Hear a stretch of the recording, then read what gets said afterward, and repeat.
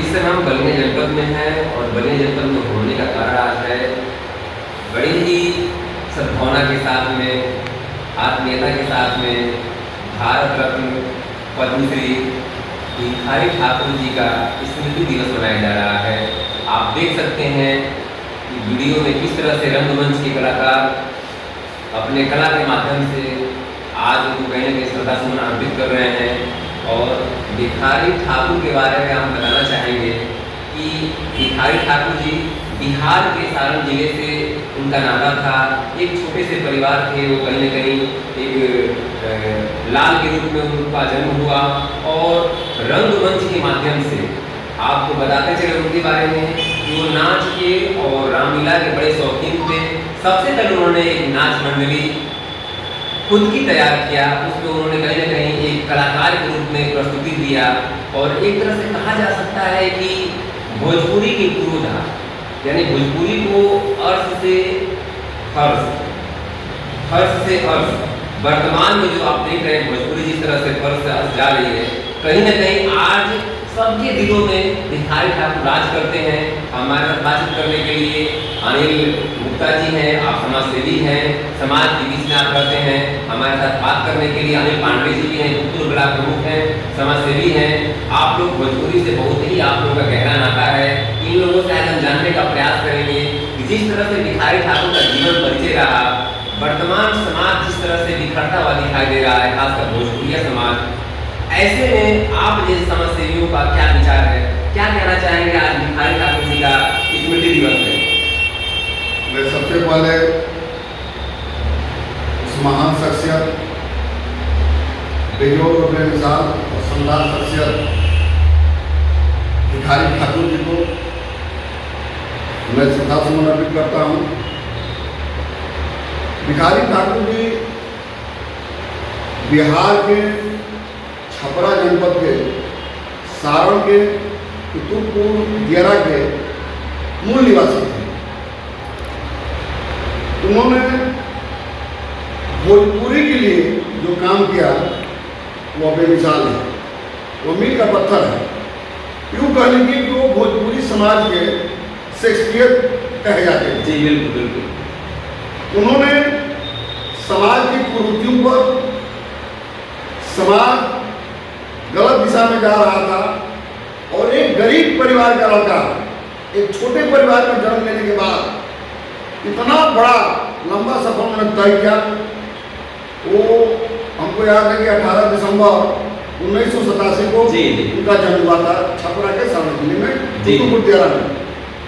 और एक ऐसे जगह पर वो जन्म लेते हैं और वह पूरे बिहार के लाल हो गए और पूरे देश के लाल हो गए। और उन्होंने जो भोजपुरी समाज के लिए काम किया, उनका एक नाटक आता था बेटी बचाओ। उन्होंने उस समय दान दहेज और उन्होंने कुटाराघात किया, सामाजिक बुराइयों को जड़ पर उन्होंने प्रहार किया। ऐसे व्यक्ति और शख्सियत को मैं बहुत बहुत बधाई देना चाहता हूँ कि आज 10 जुलाई को जी उनका देहांत हो गया। 1971 में 10 जुलाई 1971 में 83 साल का सफर उन्होंने पूरा का पूरा जीवन भोजपुरी समाज के लिए, भोजपुरी के उत्थान के लिए और भोजपुरी के लिए, भोजपुरी खाते थे, भोजपुरी पहनते थे, भोजपुरी के लिए जीते थे। और भोजपुरी उनको कहा गया कि भिखारी ठाकुर जी का नाम भी भिखारी था और भिखारी ठाकुर जी भोजपुरी अपने आप में संपूर्ण भोजपुरी थे। यानी भिखारी ठाकुर का पूरा आत्मा ही भोजपुरी। बिल्कुल बिल्कुल, आपका यह कहना एकदम सत्य है कि वह भिखारी ठाकुर जी वह महान व्यक्ति आज जहाँ भी हो उनको पूरा हिंदुस्तान याद कर रहा है और भारत रत्न दिया गया, पद्मश्री से सम्मानित किया गया। उसके काबिल थे। पूरा का पूरा जीवन उन्होंने भोजपुरी की सेवा के लिए खपा दिया। हमारे पांडे जी हैं बात करने के लिए। पांडे जी, कहा जाए कि उन्होंने कई तरीके की जैसे सिंगिंग भी किया, उन्होंने गीत भी गाया, डांस भी किया, अदाकारी भी किया, लेकिन सर सब कुछ एक भोजपुरी के रंग में ही रंगे रहे हो। उन्होंने पटना, बनारस जैसे उन्होंने सुप्रसिद्ध, उन्होंने कहीं न कहीं अपने लेखन के माध्यम से पूरे भोजपुरी समाज को कहीं न कहीं आकर्षित किया। उन्होंने विदेशिया जैसे नाटक आप देख ही रहे थे, आपके सामने प्रस्तुति हो रही थी। कैसा फील हो रहा है आपके सामने इस तरह का नाटक प्रस्तुत पूरा था? वो मेरे जनपद के रहने वाले थे। मैं उनको बहुत नज़दीक से जानने और देखने के लिए इसलिए करीब आए।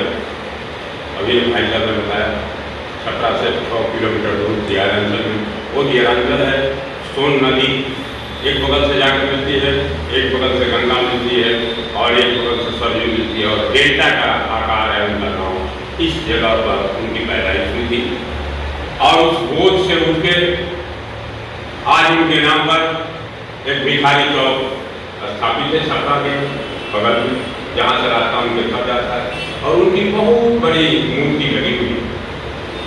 यह लगवाने का काम हमारे पूर्व के मुख्यमंत्री श्री लालू प्रसाद यादव जी ने किया था और उसके बाद उनकी जितनी रचनाएं हैं आज उनके ठीक सामने उस चौक के आगे भोजपुरिया समाज का एक बहुत बड़ा संग्रहालय बना हुआ था। जिस समय जो वादन का काम किए, जो बजाते थे, सब उसी में रखा हुआ है और म्यूजियम टाइप पूरा म्यूजियम के टाइप सजा दिया गया है ठीक उनके वो जो चौक बना है उसके बगल में। पांडे जी, आप भोजपुरी से बीच में रुकेंगे, भोजपुरी समाज से आप भी आते हैं, भोजपुरी को आप समझते भी हैं, लेकिन हम आपसे ये जानना चाहेंगे जिस तरह से भोजपुरी में वर्तमान में अश्लीलताएं आ गई हैं, क्या कहीं न कहीं आज समाज, आज पूरा वर्ग दिखाई कर रहा है?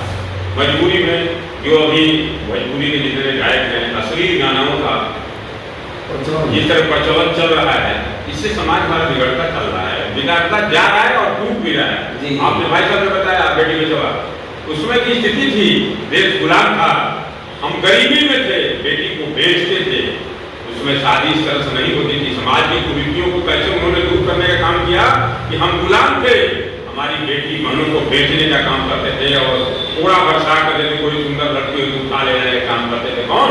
अंग्रेज। उसी को अंग्रेजों से लड़ने का काम भोजपुरिया समाज के लोगों को उन्होंने किया, लेखन का भी काम किया उस समय। और वही नहीं, उन्होंने जब शुरुआत किया ये जो नाटक तो उसमें शुरुआत किया था, तो पहले दियारा में, आज भी उनके गाँव में जाएंगे तो दियारा में उनका बहुत बड़ा जो है स्टेज है, जहाँ से उन्होंने शुरू किया। उसके बाद उन्होंने उठा और एक समाज की रचना किया। अब ये नहीं कि उस जातीय लोगों को रखे, उसमें ठाकुर, ब्राह्मण, हर तरह के लोगों को, सामाजिक समाज के लोगों को जोड़ने का काम किया और जोड़कर समाज का विरोध किया, जिसके कारण कल आप रंगमंच पे देखा बेटी बेचवा नाटक जो हमारे कलाकार कर रहे थे और उसे कला के माध्यम से यह संदेश भिजवाने का, अंग्रेजों को भगाने का काम नहीं किए। जो लड़ाई और योद्धा के रूप में उन्होंने लड़ने का काम किया, वो अपने समाज के नाटक के द्वारा गांव-गांव में जाकर अपना प्रचार प्रसार करते थे और अंग्रेजों को अब करके उसके बाद एक मूल कटवा, इसके बाद मूल कटवा का भी उन्होंने प्रचलन किया। उसमें मूल कटवा क्या करते थे, गर्दन उतार देने का काम करते थे अंग्रेज। उसके बाद और सारी कुरीतियों को जो ब्रिटिश सरकार का दमन हो रहा था उस पर भी उन्होंने लेख लिखा है, बहुत सारी किताबें उन्होंने लिखा है। और इसको अटल बिहारी वाजपेयी की सरकार में हमारे नेता थे जिन्होंने भोजपुरिया समाज के लिए, आज भी दिल्ली में भोजपुरिया पूरा मोहल्ला है उनके नाम पर और उसमें आज भी वहाँ भी स्थापित है, उसको सजाने और संवारने का काम हमारे पूर्व सांसद महाराजगंज प्रभुनाथ सिंह जी ने किया था। और मुझे याद है कि अटल जी आए हुए थे और जब मांग किए हमारे नेता तो उन्होंने कहा कि तो प्रभुनाथ बाबू आपको तो कोई सदन में रोकता नहीं है, आप तो स्वतंत्र है सदन में बोलने के लिए और इस बार यदि आप चुनाव जीत के आते हैं और मैं यदि प्रधानमंत्री बनूंगा तो निश्चित है कि भोजपुरिया समाज के दर्जा में दिलाने का काम करूंगा। और बिहार से उसके बाद कई ऐसे नेता रहे, रघुवंश सिंह रहे, तमाम सारे लोगों को आवाज उठाना शुरू हुई, लेकिन आज सरकार उस पर ध्यान दे रही है। लेकिन आने वाले दिनों में एक लड़ाई चल रही है, जिस लड़ाई को आगे बढ़ाते हुए सब कई नेता आ गए हैं, सब उसमें पीके भी आ गए हैं, तमाम और भी नेता आ गए हैं। तो मैं यह जरूर आपके माध्यम से मांग करूंगा, मीडिया के माध्यम से भी भोजपुरिया समाज को स्थान मिले, देश में राष्ट्रीय के दर्जा का रूप मिले, यही मेरी मांग है। जय हिंद। और सबसे बड़ी सच्ची श्रद्धांजलि होगी कि उनके आज जन्मदिन पर उन लोग अर्पित करते हुए मैं अपनी बात को विराम देता हूँ। जय हिंद, जय भारत। तो आपने सुना, एक तरह से सबसे बेहतर निचोड़ यही है कि भिखारी ठाकुर जी कहीं न कहीं एक भोजपुरिया समाज के योद्धा के रूप में जाने जाते थे और आज भी कहीं न कहीं उनकी आवश्यकताएं हैं। आवश्यकताएं इसलिए हैं कि आज की प्रदेश में भोजपुरी में जो अश्लीलताएं फैली हुई हैं, कहीं ना कहीं पूरा समाज भोजपुरी खुद ही उनको याद कर रहा है। क्या ऐसे लाल का जाना कहीं ना कहीं भोजपुरी समाज के लिए कहीं ना कहीं एक अपूर्णीय क्षति है, जिसको पूरा समाज महसूस कर रहा है। आज वास्तव में भोजपुरी जो भाषा है कहीं ना कहीं संघर्ष कर रही है, निश्चित तौर पर अपने लाल को याद कर रही है कि आज जो भिखारी ठाकुर भारत रत्न पद्मश्री अगर रहते तो शायद भोजपुरी का जो क्रेज है, भोजपुरी भाषा का जो महत्व है, राष्ट्र ही नहीं विश्व स्तर पर एक अलग मुकाम हासिल करता। हम आशा करते हैं वर्तमान भोजपुरी समाज जितने भी कलाकार हैं, जितने भी संगीतकार हैं, सभी से हम यही आशा और निवेदन करते हैं कि भोजपुरी एक मीठी भाषा है, क्यों नहीं इसकी मिठास को पूरे भारत में, पूरे विश्व में फैलाए। बलिया से